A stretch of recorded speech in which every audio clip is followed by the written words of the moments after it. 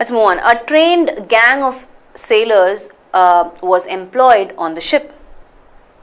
A trained gang of sailors was employed on the ship. And I will give you a clue. Okay, the clue in this context is the ship. And of course, sailors. So, I knew you would say this, right? This is not a subject-verb agreement error. Why? Let's go to the context. The context says we're talking about sailors. Obviously, sailors, which means it has to be associated with a ship. And that's why I pointed that out as clue words, right? Now here, we are talking about an incorrect. We talk collective nouns. Have you heard of collective nouns? Herd of cows, herd of buffaloes, bunch of bananas, a flock of birds, right? These are all collective nouns. Flock, herd, bunch. Likewise, if you notice, it says gang of sailors. Now, usually that particular collective noun, gang, is used with a gang of robbers, a gang of thieves, a gang of men, right? So, in the context, because we're talking about sailors and ship, the right collective noun will be crew. C-R-E-W, a crew of sailors, right? Because a gang is usually associated in a negative context. A gang of thieves, a gang of robbers, they're up to some mischief, they're up to something unlawful, right? So, like a gang of men decided to rob a bank, right? So this has nothing to do with subject-verb agreement. In fact, collective nouns always take up singular verbs. That's one of the rules of subject-verb agreement, right? So the error is in part A, where it's an incorrect collective noun. So it's important for you to know, be familiar with your collective nouns, right? Crew of sailors, not gang of sailors. Gang of robbers, yes. Gang of thieves, yes. Yeah, so, if you look up collective noun, you can Google it and you'll come up with a lot of collective nouns. Like I said, flock of birds, herd of cows, right? These are also collocations that you should be familiar with. Herd goes with cows, pack of wolves. Some collective nouns for you in terms of collocation. Yeah, and so if they say herd of birds, it's incorrect, right? Because it's an incorrect collective noun associated with that. It has to be flock of birds and not herd of birds, because herd is associated with cows or buffaloes, right? Like saying a class of students.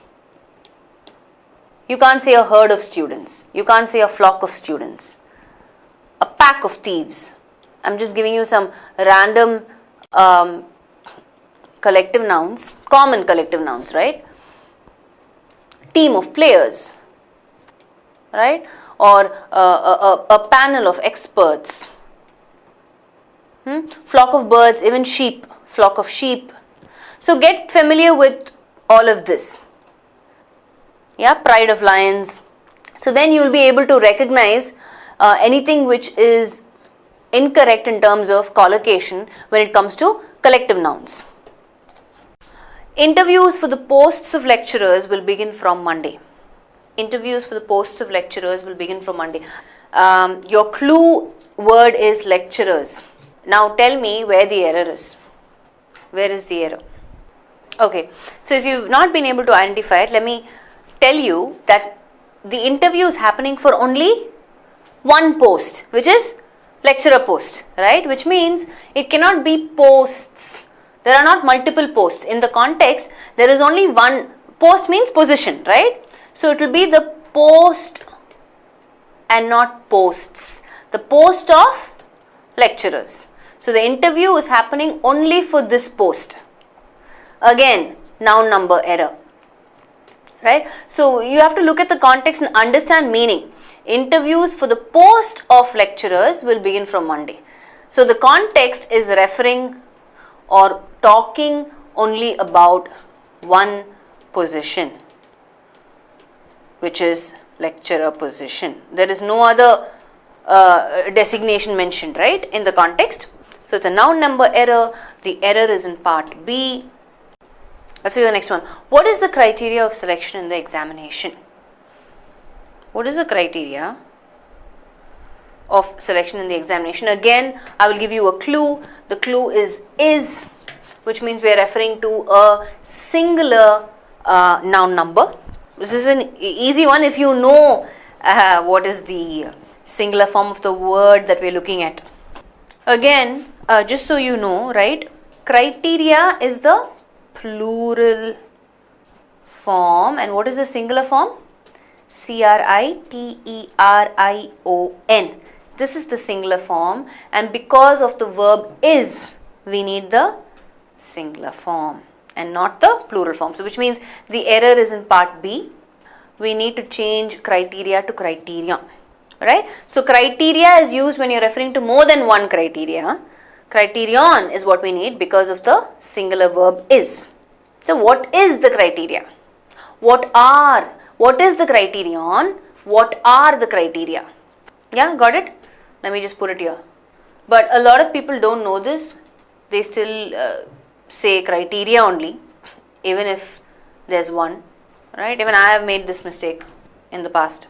So what is the criterion of selection in the examination? Which means what is that specific thing that we need to keep in mind when it comes to exam selection. Okay. So again, all of this is with respect to noun numbers. We've looked at noun numbers is what we've looked at. Yeah. So a couple of things I think so far we've only looked at prepositions in detail and noun numbers. Some of the phrases that we need to remember when it comes to noun numbers. Understand context, look for verbs, right? If the verb is singular, then just make sure that the noun also is aligning with the verb, right?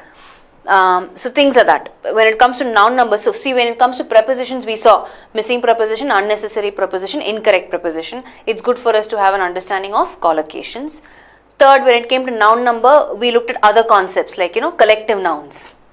So I'll know if this is the right collective noun for this particular noun, right?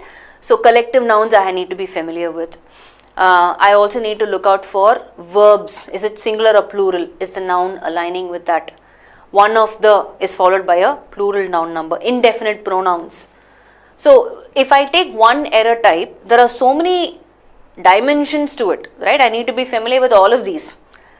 Prepositions, 3 dimensions we saw. Noun numbers, 4 dimensions we saw. If a man diligently seeks to come into the contact with the best that has been thought and said in this world, he will become simple and selfless. So, where do you think the error is? Let's look at this context, right? If a man diligently seeks to come into the contact, right? What is this indefinite article the doing here in part A, right? Error is in part A, and what is the error? Come into contact. I don't need that definite article, right? What is it? Unnecessary article. So article also is almost, you can relate it with preposition, right?